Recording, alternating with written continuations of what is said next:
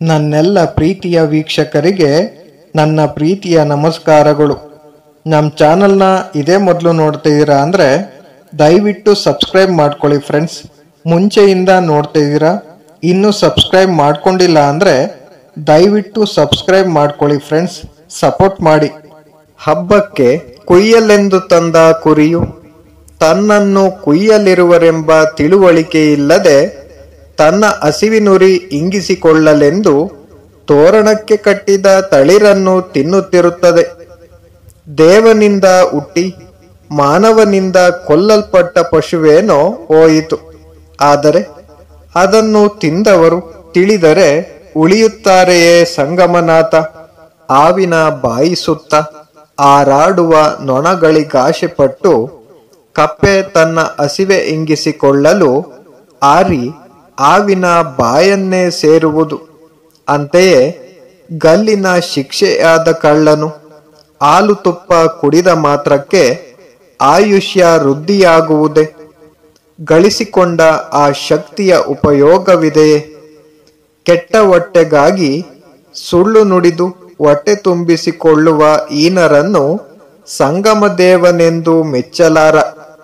ಆಶೆ ನೀಗದೆ ಸಿಟ್ಟು ಸುಡದೆ ನಿರ್ದಹಿ ದುರ್ನಡಿ ಮೋಸ ವಂಚನೆ ಬಿಡದಿರುವವರಿಗೆ ನೀನೆಲ್ಲಿ, ಆ ಶಿವನೆಲ್ಲಿ?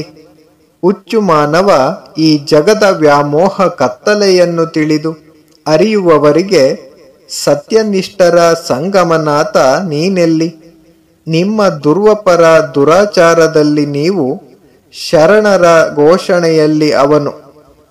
ಆವನ್ನು ತಿಂದ ಕಚ್ಚಿಸಿಕೊಂಡವರ ವಿಷವನ್ನು ಕುಡಿದವರ ಭೂತ ಬಡಿದುಕೊಂಡವರನ್ನು ಸರಿಯಾಗಿ ಮಾತನಾಡಿಸಬಹುದು. ಆದರೆ ಸಿರಿವಂತಿಕೆಯ ಭೂತ ಬಡಿದವರನ್ನು ಮಾತನಾಡಿಸುವುದು ಬಲು ಕಷ್ಟ.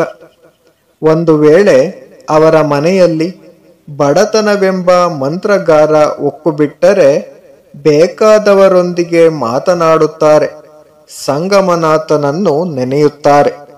ಭಕ್ತಿಯ ಸರಿಯಾದ ಮಾರ್ಗವನ್ನರಿಯದ ಅರ್ಧ ಭಕ್ತರ ಸಹವಾಸ ಬೇಡ, ಅವರ ಅನುಗ್ರಹ ಬೇಡ. ನಮ್ಮ ನಡೆಯ ಜೊತೆಗಾರರಾಗುವುದು ಬೇಡ. ಮಾತು ಕೂಡ ಆಡದೆ ದೂರವೇ ಇರುತ್ತೇನೆ. ಆದರೆ ಲಿಂಗ ಪೂಜೆಯಲ್ಲಿ ನಿರತರಾಗಿ ಪರಿಶುದ್ಧಾತ್ಮರಾದವರ ಕೂಡಲ ಸಂಗಮನಾಥನ ಸೇವಕನಾಗಿ ಬಾಳುತ್ತೇನೆ. ಸತ್ಪುರುಷರ ಸಹವಾಸ ಬಹಳ ಉತ್ತಮವಾದುದು, ಸತ್ಪೂರ್ಣವಾದುದು. ದುಷ್ಟಜನರ ಸ್ನೇಹ ಸಹವಾಸ ನಾಶಕರವಾಗುವುದು. ಇದನ್ನು ಬಿಟ್ಟು ಸಜ್ಜನರ ಸೇವೆ ಸಹವಾಸ ಮಾರ್ಗ ಹಿಡಿ. ಸನ್ಮಂಗಳಕಾರನಾದ ನಮ್ಮ ಕೂಡಲ ಸಂಗಮನಾಥನ ಶರಣರ ಸೇವೆ ಸಂಘದಿಂದ ಬದುಕು ಬಂಗಾರವಾಗುವುದು, ಸ್ವರ್ಗ ಸಾಧನೆಯಾಗುವುದು. ಕೀಳು ಕುಲದವರು ಸತ್ಪಥದಲ್ಲಿ ನಡೆಯುತ್ತಿದ್ದರೆ ಅವನಾಶ್ರಯದಲ್ಲಿರುವುದು ಅತ್ಯುತ್ತಮ. ನೀತಿ ಕೆಡದೆ ಲಿಂಗಸ್ವಾಮಿಯೇ ವಂದಿಸುವೆ ಎಂದು ನುಡಿಯುತ್ತೀರಿ. ರೀತಿ ನೀತಿ ಬಿಡದೆ ಶಿವನೇ ಶರಣು ಎಂದು ಸ್ಮರಿಸಿರಿ. ನಮ್ಮ ಕೂಡಲ ಸಂಗಮನಾಥನ ಪರಮ ಪವಿತ್ರ ಧರ್ಮ ಕುಟುಂಬದಲ್ಲಿ ಮಾದರ ಚೆನ್ನಯ್ಯ ರೀತಿ ನೀತಿಯಲ್ಲಿ ಬಾಳುವ ಸತ್ಪುರುಷ. ಆಡಿಕೊಳ್ಳುವನು ದೊಡ್ಡ ದೇಶವನ್ನೇ ಕಾಣಿಕೆಯಾಗಿ ಕೊಟ್ಟರೆ ದುರಾಸೆಯಿಂದ ಅಂಥವನ ಆಶ್ರಯ ಬೇಡ. ಮಾದರವನು ಶಿವಭಕ್ತರಲ್ಲಿ ಶ್ರೇಷ್ಠ ಅಡವಿಯಿಂದ ತೊಪ್ಪಲು ತಂದು ಅಂಚಿನಲ್ಲಿ ಉರಿದು ತಿನ್ನುವ ಪರಿಸ್ಥಿತಿ ಇದ್ದರೂ ಸರಿ, ಕೂಡಲ ಸಂಗಮದೇವನ ಸದ್ಭಕ್ತರೊಡನೆ ಬಾಳುವುದು ಸರ್ವಶ್ರೇಷ್ಠ.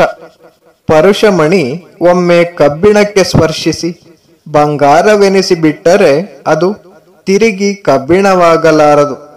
ಅಂತೆಯೇ ಲಿಂಗ ಧರಿಸಿದ ಮೇಲೆ ದುರಾಚಾರಿಯಾಗಲಾರ, ಆಗಬಾರದು. ಏಕೆಂದರೆ ಕೂಡಲ ಸಂಗಮನಾಥನ ಭಕ್ತರು ಸದಾಚಾರ ಸಂಪನ್ನರು. ಅವರ ಸಹವಾಸದಲ್ಲಿ ಕೆಡುಕಿಗಾಸ್ಪದವೇ ಇಲ್ಲ. Thank you for watching friends. Please subscribe my channel.